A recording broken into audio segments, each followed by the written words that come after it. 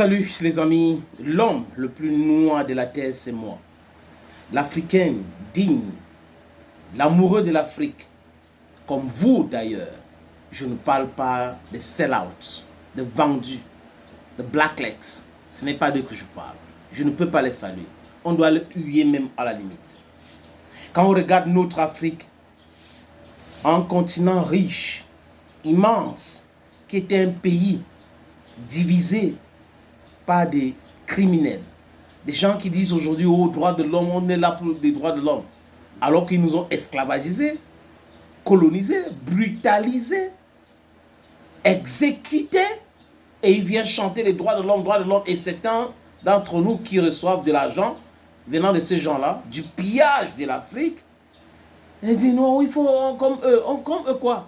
Les Occidentaux ne sont pas des gens qui aiment le droit de l'homme. Jamais. Regardez ce que Netanyahou est en train de faire en Palestine. Est-ce qu'il parle? Donc les Palestiniens ne sont pas des humains. C'est le droit de quoi? C'est ça, c'est le deux poids, deux mesures. Et de façon systématique, près de 95% des politiciens occidentaux sont comme ça. Les élites sont comme ça. Mais les amis, ce qui m'intéresse aussi, c'est l'Afrique, notre Afrique. La souveraineté africaine est très importante pour nous.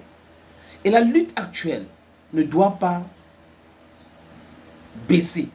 On doit mettre la pression. We need to put in more pressure, so that our Africa should be free. We need a free Africa for our children, for ourselves. If we are lucky enough, it's going to be for ourselves. If we are not lucky, it should be for our children. They should say, hey, our parents did something. We should not procrastinate our battles. It is not correct. Donc les amis, nous sommes là, en train d'observer. Si vous regardez bien la Côte d'Ivoire, par exemple, Alassane Dramane Ouattara, avec la France, forme les terreaux pour envoyer au Mali et au Burkina Faso déstabiliser ces pays.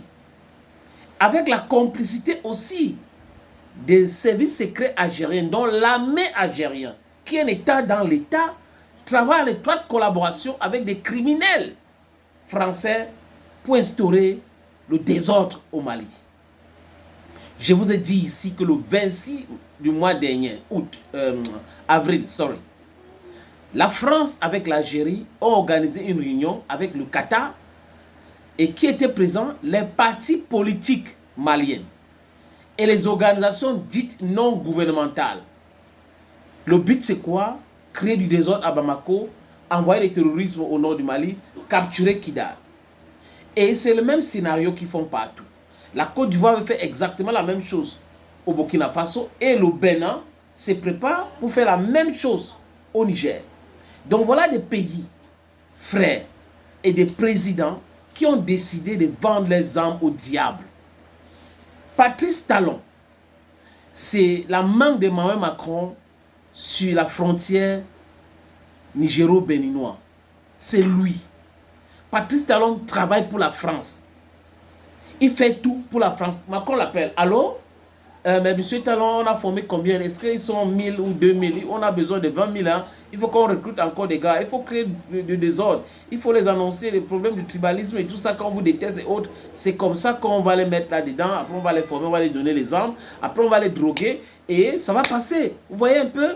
Et le gars dit, oui, monsieur le président, vraiment, ça c'est... Votre stratégie est la meilleure. Voilà comment les gars fonctionnent. Et pour Alassane Dramane Ouattara, Macron peut se lever le matin. Oh, Alassane, tu es où? Viens ici là, viens, prends le vol là, je vais te voir à Paris là. Il a dit qu'Alassane, Macron était son ami, non, Macron a dit qu'il n'a pas d'amis. Donc vous voyez qu'on a des gens, des papas qui ne se respectent pas. On a des gens, je ne sais pas ce qu'on a fait dans la tête d'Alassane Ouattara, je ne sais pas ce qu'on a inculqué dans le cerveau de Patrice Talon pour qu'il pense qu'il est plus français que béninois, pour qu'il pense qu'il est plus français ou européen qu'africain. Ce monsieur de Patrice Talon avait osé demander aux Africains d'oublier l'histoire. C'était quand même terrible de voir un enfant d'Afrique qui demande aux Africains d'oublier l'histoire pour avancer. Mais les Européens n'oublient pas l'histoire. Regardez la Russie. Ce 9 mai a eu lieu le défilé pour la victoire de l'armée rouge contre l'armée nazie de Hitler. Et il ne faut pas oublier que lors de la Deuxième Guerre mondiale, 26 millions de Soviétiques sont morts. 26 millions. On n'oublie pas, il n'oublie pas, il commémore. Mais on a je perds même mon latin parce que je voulais utiliser un mot. On a des sous-préfets qui sont chez nous, qui nous demandent d'oublier notre histoire, qui bâtissent des rues au nom des tortionnaires de nos parents. Donc, les amis, c'est ça l'homme africain pour 7 ans. Mais le paradigme est en train de changer. Patrice Talon va entrer dans la poubelle de l'histoire. Le 17 avril, il y a eu une attaque criminelle massive contre l'armée béninoise. 54 militaires sont tombés.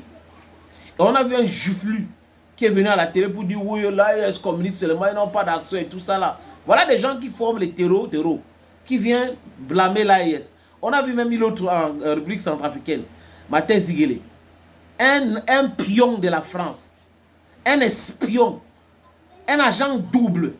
Il était en exil au Togo, il est rentré, mais donc, bon, l'AES a fait ceci, l'AES a fait ceci.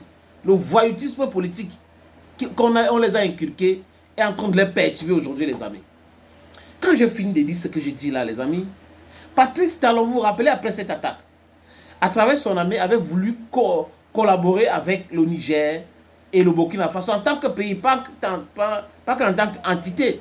Parce que le Niger et le Burkina Faso sont dans l'AES. Mais le Bénin a voulu collaborer au niveau des frontières avec le Niger, mais on avait dit ici qu'il ne faut pas accepter ça. C'est un piège. Patrice Talon, tout ce qu'il fait, c'est pour piéger le Burkina Faso. Tout ce qu'il sait faire, c'est de travailler en étroite collaboration avec la France pour piéger le Niger.